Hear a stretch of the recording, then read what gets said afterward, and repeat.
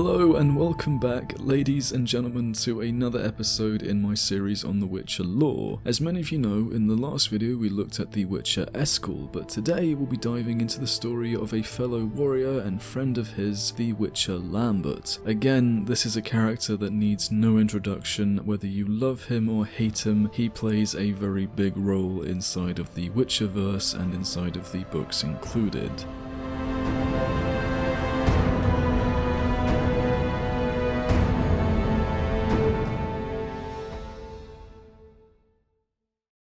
And to put it very frankly to you, Lambert is very simply Lambert, and I'm saying that very bluntly because he is quite literally the bluntest character you'll find inside of the games. Being a Witcher, he is of course gifted with superhuman abilities, a vast knowledge of monsters, and is a master with both a steel and a silver blade. He hails from the School of the Wolf and is one of the youngest Witchers alive, being close friends with Geralt, Vesemir, Eskel and Ciri. Since he is so young, he is also coincidentally one of the last Witchers to be trained at Kaer Morhen, being perhaps the end to the generation of ancient warriors. And just for a bit of reference as to how young he is and to what the age difference is between the Witchers, Vesemir is said to be around 300 to 400 years old, whereas Lambert is supposedly no more than 40 and I would say 50 at most. He is not, however, the youngest Witcher. That would have been the Witcher Cohen, who died fighting within the Northern Forces at some point in time, which means that Lambert technically is now the youngest Witcher we know of, but beforehand he was not. Also, he is known for being closer to witchers from other schools and learning different techniques from them, whether that be alchemy, swordsmanship, or even things unrelated to witchery. Since having travelled to many corners of the continent and her realms, he has seen many strange, horrible, and wonderful things. Although with all of that said, it might sound like he is fond of his role of being a monster hunter, it is very far from the actual truth. In reality, Lambert honestly considers being a Witcher as a cruel twist of fate. He feels like his life had been stolen from him, along with his ability to make his own decisions as to what happens to him, along with many other Witchers who have come and gone before. When Lambert was a child, he had an abusive father who repeatedly beat him and his mother. However, one day his father stumbled back after being drunk at a local tavern. It ended up with him falling into a necker's nest and hence being saved by an unnamed Witcher. With the drunkard being unable to pay, the Witcher then invoked the Lure of Surprise, demanding the first thing the father would see when returning home, no matter if it's a person, animal, or object. Of course, the first thing the father saw when he returned home was his son, and hence Lambert was taken back to be trained and mutated into a Witcher. Since that day, Lambert despises a lot about his life, but he walks the path of the Witcher nevertheless because it's really all he knows and it's all he's good at.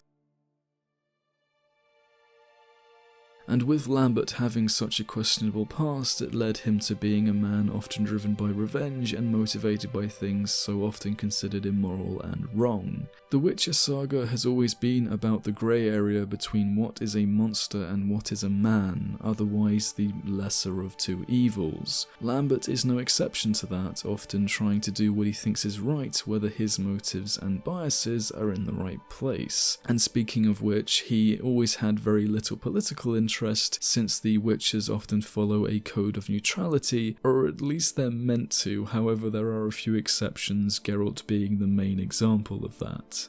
With such a past as Lambert does have, it led him to being a rather aggressive and spiteful man, although more often than not he does have his heart in the right place. For example, he admitted to being always very jealous of Geralt and his fame for being a Witcher, something that obviously was petty and unfair considering Geralt never asked for any of it, although you can almost understand Lambert's point of view. Most of the time he was stuck to hunting tedious monsters that put up little of a fight, for people who didn't even have any respect for his skill and hence didn't really want to pay him, whereas Geralt was always known for being deadly and not someone you'd want to mess with, which obviously doesn't make Lambert's jealousy well deserved, it just means that Geralt had an easier time being a Witcher than Lambert would have. But I do think that Lambert is the kind of man that would bask in fame and fortune more so than the White Wolf, just simply from how he's been brought up and the way his mind works.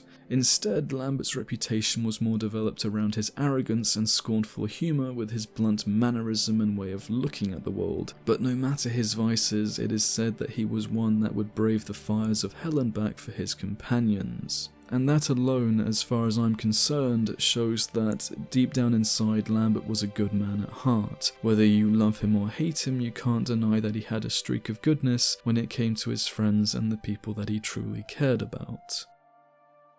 A lot of people give Lambert a bad rap for his personality, but he's really not as bad of a person as many might think. He was always known for having a bad relationship with Triss Merigold, who always managed to piss him off somehow. But in all fairness, it's apparently kind of her fault, because for no good reason she started insulting the way the witches treated her and Ciri, and hence starting the bad blood between her and Lambert. Most of the witches ignored it, but Lambert being Lambert was never very good at showing restraint in any situation. She would often go on to embarrass the witches for their lack of manners, to which he did not take kindly to either. And it's quite funny because in actual fact, Lambert even taught Ciri her dining etiquette, even telling her to keep her elbows off the table, teaching her poise, posture, and not to wipe her mouth on her sleeve. Although to be fair as well, a lot of Triss's comments were involved around Ciri's safety, for example, so she had her heart in the right place, but she didn't really execute any of it very well, and ended up insulting Lambert and hence starting the rocky relationship they both share together. And like all those who hail from the School of the Wolf, Lambert heads back to the Keep of Kaer Morhen each winter, and he does this without fail and will always make the time to do so. Once there, he meets with his fellow witches, and they all enjoy each other's stories away from the dangerous jaws of monsters and humans alike. As for the role that he plays inside of the games, if you don't know already, then I won't tell you. Instead, I implore you to venture onwards and find out for yourself, because I doubt you'll be disappointed.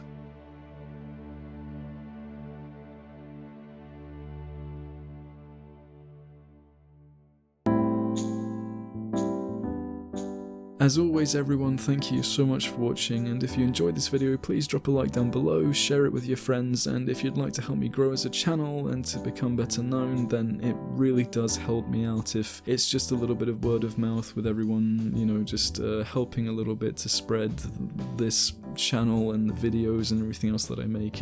I can't empathize how much it really does help. And if you'd like to buy me a cup of coffee or something, then please check out my Patreon, and a massive thank you to all those who are already supporting me, and thank you so much for watching again, and stay subscribed for more videos on The Witcher and random games and anything that's going to come out and la-di-da-di-da and everything else. You guys know how this works. I still can't do the intros right. I mentioned it so long ago in other videos, but I really can't do it. I find it so hard to read from scripts and because I really want it to be sincere, because I really do mean thank you, and having to read it from a script just seems so insincere, and I just really want you guys to know that I really do mean thank you. I cannot say it enough. The support that you guys literally give me for the videos, and the way you comment and you like and you tell me everything that you think, and I'm just besides myself for words, and that's not very usual for me, and it's just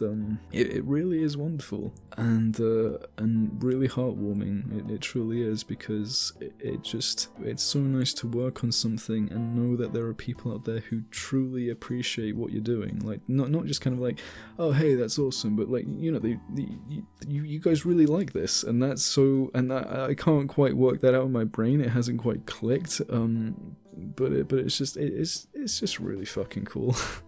And until the next one, you guys okay, we're gonna do this together. Until the next one, this has been Okayguv Bear, and you are going to have a really fantastic day.